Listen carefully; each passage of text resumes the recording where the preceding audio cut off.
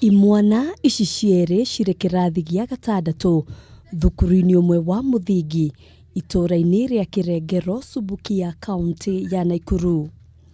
Eri aya marerikana kuhahamwo kimwiri thiku nini hituku, mwikoirwo munene akerekana gukorwo o akiriunga ituura-ini riri hatari ikinya o riothe ritacukitio ona thengia ya uthuthuria wa marigitari kuonania ati nima Imwana ici cieri nicirahahamitwo kimwiri.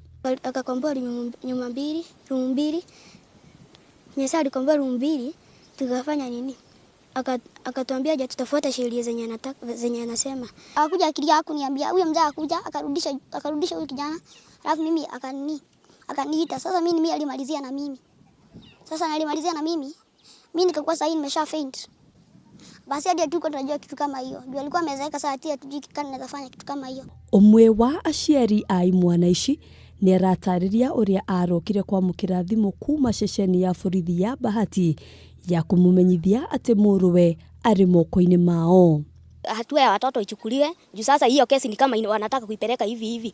Mucieri uyu agathie na mbere gutariria ati maafitha a borithi kuuma ceceni ya Kirengero na Bahati ni magire kuiguithaniria no ufatie gwikia ngono mwikoirwo ucio.